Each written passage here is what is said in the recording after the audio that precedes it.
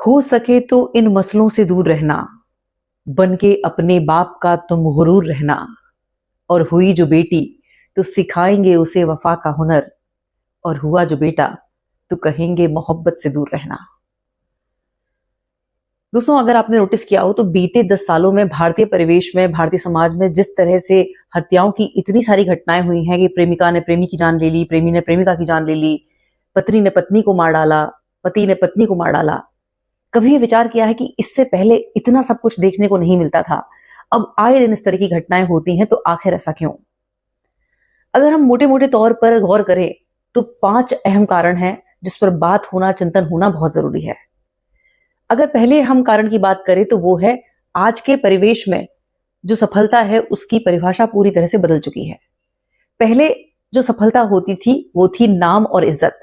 एक परिवार का नाम था, एक परिवार की इज्जत थी। जब बच्चा बड़ा होता था, बाहर घर से निकलता था, बेटा हो या बेटी, तो माता पिता उसे याद दिलाते थे कि बेटा, तुम्हारे हाथ में परिवार की इज्जत है, माता पिता की इज्जत है। कोई ऐसा काम मत करना जिससे परिवार की इज्जत पर दाग लगे, माता पिता शर्मसार हों। और ये बात बच्चों को उसकी जिम्मेदारी से जुड़े रहती थी। लेकिन आज के इस आधुनिक जगत में ये सफलता की परिभाषा पूरी तरह से बदल चुकी है। अब नेम, फेम, पावर, पैसा को ही सब कुछ माना जाता है। एक व्यक्ति जिसके पास नेम, फेम है, पोजीशन है, पावर है, पैसा है, तो वो नामदार है, उसकी इज्जत है। तो बच्चों को लगता है कि ये सब चीजें कोरी बातें हैं, कोरे गंज्ञान है। जो कुछ है, ताकत है, वो पैसे में है, ताकत है, पावर में है। तो वो अपनी इस तरह की जो मॉरल वैल्यूज हैं उससे पूरी तरह से दूर हटते जा रहे हैं, और फोकस सिर्फ ये है कि कैसे रातों रात मैं पैसा कमा लूं और कैसे रातों रात मैं अपना नाम बना लूं। तो यहां अपने बच्चों में मॉरल वैल्यूज को डालना बहुत जरूरी है। दोस्तों, दूसरा कारण है अपनी पर्सनल फ्रीडम का दुरुपयोग करना। आप ये देखें कि पहले एक व्यवस्था ऐसी थी कि बच्चे घर पे ही पढ़ाई लिखाई करते थे। बहुत कम सुनने को मिलता था कि कोई बच्चा, एक आध कोई घर से बाहर पढ़ने को चला गया। बेटियां भी घर में पढ़ती थी, बेटे भी घर में पढ़ते थे। तो वो पूरा एक रूटीन जो था वो माता पिता की नॉलेज में होता था। अब जब से स्मार्टफोन आया है, कौन कहाँ है, कब तक आएगा, कुछ नहीं पता। कौन किसके कॉन्टैक्ट में है ये भी नहीं पता। पहले घर में एक लैंडलाइन होता था, घर का जो बड़ा व्यक्ति था वो फोन उठाता था, माता पिता या फिर घर का बड़ा भाई, किसकी किससे बात हो रही है, कौन किससे मिलेगा, ये सब कुछ परिवार की नॉलेज में होता था। लेकिन अब सबके पास अपने स्मार्टफोन्स हैं, कौन किससे मिलेगा, किससे बात कर रहा है, ये कुछ भी नहीं पता।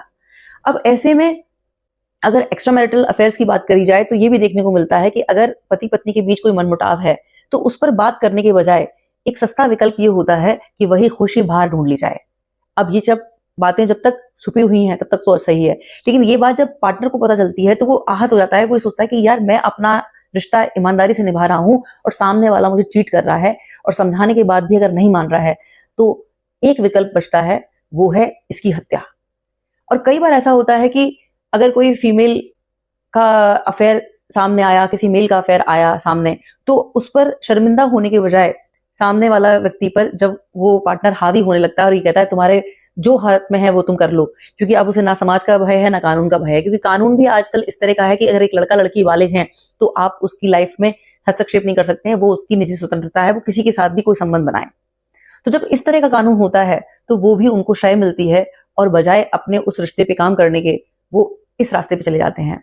अब कई बार जब रोक टोक ज्यादा बढ़ती है तो वो जो पार्टनर जिसका एक्स्ट्रा मैरिटल अफेयर बाहर चल रहा है वो अपने प्रेमी के साथ मिलकर एक षड्यंत्र करते हैं और अपने पति या पत्नी की हत्या कर देते हैं। इसी तरह से अगर गर्ल्स की बात की जाए, जो गर्ल्स बाहर पढ़ रही हैं, जो लड़के बाहर पढ़ रहे हैं, माता पिता इस उम्मीद में होते हैं कि हाँ, बच्चे घर का नाम रोशन करेंगे। अब पता चला बीच में ही ट्रिप का प्लान हो गया, लड़की माता पिता को ये बता रही है कि वो अपनी रेगुलर कोचिंग्स ले रही है, वो वहां पढ़ रही है, और पता चला कि हफ्ते भर के लिए लड़की कहीं हिल स्टेशन पे चली गई। और उन लड़कों को भी ये भली प्रकार से पता होता है कि ये जिस परिवार से इसने किसी को नहीं बताया है, ये बहुत कॉन्फिडेंशियल है। तो कई बार लड़की जब बहुत फोर्स कर रही होती है, उस पर दबाव देती है कि मुझसे शादी करो, घर में बात करो, तो वो प्रेशर भी लड़कों पे होता है। तो वो सोचते हैं कि इसको मार दिया जाए तो ज्यादा सही रहेगा। तो इस तरह की घटनाएं जो सुनने को मिली हैं बीते कई सालों में, उसका एक कारण ये भी है। अगर हम तीसरी कारण की बात करें तो महात्मा बुद्ध का एक बड़ा अच्छा कोट है जो कहता है कि हम जो सोचते हैं, जो देखते हैं, हम वही बन जाते हैं। पहले ज्वाइंट फैमिलीज हुआ करती थी। न्यूक्लियर फैमिली में भी एक टेलीविजन होता था, एक टीवी था जिसपे समाचार चल रहे हैं, या फिर कोई मूवी चल रही है, और या फिर कोई जो डेली जो शोज होते हैं वो चल रहे हैं। अब डेली शोज भी चल रहे हैं तो पूरा परिवार मिलके बैठ के देख रहा है, अगर कार्टून चल रहा है तो बच्चे बैठ के देख रहे हैं। तो वहां एक कंट्रोल था कि कौन क्या देख रहा है, अगर कुछ कुछ गलत भी देख रहे हैं, कुछ अगर एक्शन मूवीज देख रहे हैं तो उस पर भी एक कंट्रोल था कि इस तरह की चीजें मत देखो। अब क्या है, हर व्यक्ति के पास अपना निजी इंटरनेट है और अपना व्यक्तिगत अपना स्मार्टफोन है, कौन क्या देख रहा है किसी को मतलब नहीं है। हेडफोन लगाया और इस तरह की नेटफ्लिक्स देखना शुरू किया, इस तरह की मूवीज देखना शुरू किया। और एक बड़ी दुर्भाग्य वाली बात यह है कि आजकल जो इस तरह के जो किलर्स, जो सीरियल किलर्स होते हैं और इस तरह के जो कैरेक्टर्स हैं, जो नेगेटिव कैरेक्टर्स हैं, जिसमें कोई किसी लड़की का मर्डर कर रहा है फिर सारे सबूत मिटा देता है।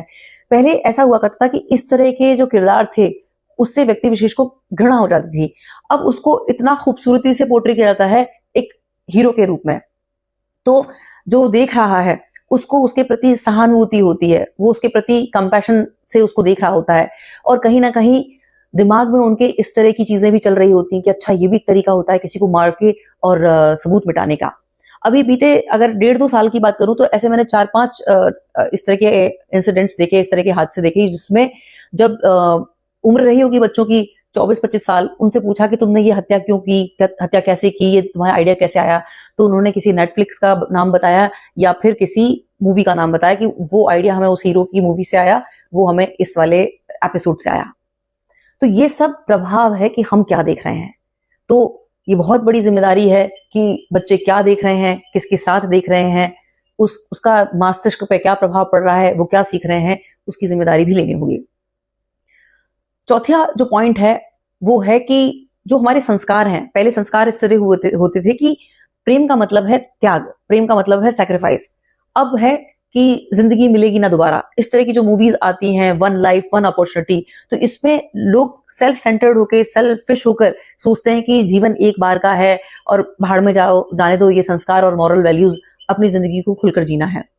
अब ऐसा करने से वो टेम्परेरी समय में तो वो सब चीजें बड़ा फुलफिल करती हैं, लेकिन भीतर से व्यक्ति की आत्मा को खोखला कर देती हैं।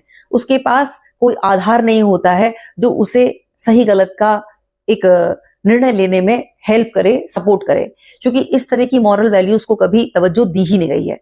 और एक बड़ी हैरानी वाली बात है कि बहुत सारे जो पेरेंट्स हैं उनको मैंने ये कहते हुए सुना है कि हमने जो दुख देखा, हम नहीं चाहते कि हमारा बच्चा देखे, हम उसको अपने जीवन में सारी सुख सुविधाएं देंगे। अब उस बच्चे को ये पता है कि बटन दबाते ही सारी ख्वाहिशें पूरी हो जाती हैं। उस कुछ अगर आपको गिफ्ट चाहिए, कुछ आपकी डिजायर है, तो उसके पीछे कोई एफर्ट्स मेहनत नहीं करनी है, वो बिना एफर्ट्स मेहनत के भी मिल रहा है, क्योंकि वो बच्चा या बच्ची माता पिता का आंखों का तारा है। अब इसमें गलती ये होती है कि जब एक बच्चा ये नहीं जानता है कि रिजेक्शन क्या होता है, फेलियर क्या होता है, तो ऐसे में जब उसने किसी को प्रपोज किया और वहां से रिजेक्शन मिला या फिर कोई कॉन्फ्लिक्ट हुआ और लड़की ने या लड़के ने उसे ब्लॉक कर दिया, तो वो उसके ईगो को ट्रिगर करता है कि यार उसने मना कैसे किया, क्योंकि उससे पहले बच्चे ने रिजेक्शन झेला ही नहीं है। अभी एक घटना हुई थी जिसमें एक पार्टनर के बीच में, गर्लफ्रेंड बॉयफ्रेंड थे, उनके बीच में कोई किसी बात को कहा सुनी हुई, लड़की ने उसको ब्लॉक कर दिया और ये कहा कि मुझे तुमसे रिश्ता नहीं रखना है। वो इतना आग बबूला हुआ कि सीधा गया और उसके ऑफिस में जाके कम से कम 100-150 उसने चाकुओं से वार किया। ये घटना हमें बताती है कि जब हमें ये नहीं पता कि हमें अपने रिजेक्शन को कैसे हैंडल करना है, जब हमें ये नहीं पता कि अगर हमारा कोई लॉस है उसके साथ हमें किस तरह से बैठकर कैसे चिंतन करना है, कैसे मनन करना है, तो उसका परिणाम मरने और मारने से ही जुड़ा होता है। अगर 5वें पॉइंट की बात करूं तो ये भारतीय कानून का मैं दुर्भाग्य कहूंगी कि भारतीय कानून व्यवस्था इतनी कमजोर है कि सब कुछ सामने होने के बाद भी एक कानून पर अगर एक केस पर अगर निर्णय है तो 10, 12, 15 साल, 20 साल लग जाते हैं। वो बच्चों के इस कॉन्फिडेंस को और बढ़ाता है कि अरे हाँ, भारतीय कानून व्यवस्था तो ऐसी ही है, अगर आज मर्डर कर दिया तो कोई बड़ी बात नहीं है, पैसा होगा तो देके छुड़वा लिया जाएगा, बस सोर्स होनी चाहिए, पैसा होना चाहिए। ऐसी सोच बच्चों को भीतर से खोखला कर रही है। तो ये बतौर माता पिता, बड़े भाई बहन होने के नाते ये हमारी जिम्मेदारी है कि उनको संस्कारों से, उनकी एथिक वैल्यूज से जोड़ा जाए। और साथ ही साथ अगर इस तरह की कोई घटना होती है जैसे अभी केतन मर्डर केस में हुई है, तो यहाँ एक बहुत इंपॉर्टेंट बात जो समझने सीखने को मिली है वो ये है कि वो लड़की ये स्टेटमेंट देती है कि मेरे लिए पेरेंट्स को मना करना कि नहीं मुझे वहां शादी नहीं करनी है, वो मेरे परिवार की इज्जत से जुड़ा हुआ विषय था। तो वो मेरे लिए मुश्किल था। मेरे लिए बहुत आसान था केतन को मार देना। जब इस तरह की घटनाएं होती हैं तो ये हमारी जिम्मेदारी है कि हम अपने परिवार के बच्चों के साथ बैठें, अपने बच्चों के साथ बैठें और उन्हें ये समझाएं कि हमें कोई हक नहीं है किसी और की जिंदगी को खराब करना या किसी और की जिंदगी को लेना। जो बात है क्लियर करो। आपकी परिवार की झूठी शान के पीछे हमें कोई हक नहीं है कि किसी हंसते खेलते जीवन को हम तबाह करें। अब अगर हम इसी केस को लें तो सिया ने जो किया, या फिर वो जो चेतन इसमें इन्वॉल्व है, केतन तो खैर इस दुनिया से अलविदा हो गया, उसके माता पिता, उसका पूरा परिवार, सिया का पूरा परिवार और उस बच्चा चेतन का भी जो परिवार है, वो सब के सब उनका पूरा जीवन खराब हो गया। तो यहाँ सोचने वाली बात यह है कि जब हम स्वार्थ से अपने जीवन को ऑपरेट करते हैं तो इसके ये परिणाम होते हैं। ये सब समझाना समय रहते बहुत जरूरी है। अपने बच्चों को रिजेक्शन फेस कैसे किया जाता है, ब्रेकअप्स को कैसे फेस करना है, ये सब सिखाना हमारी जिम्मेदारी है। विचार कीजिए। बहुत बहुत आभार। नमस्कार। जय श्री राम।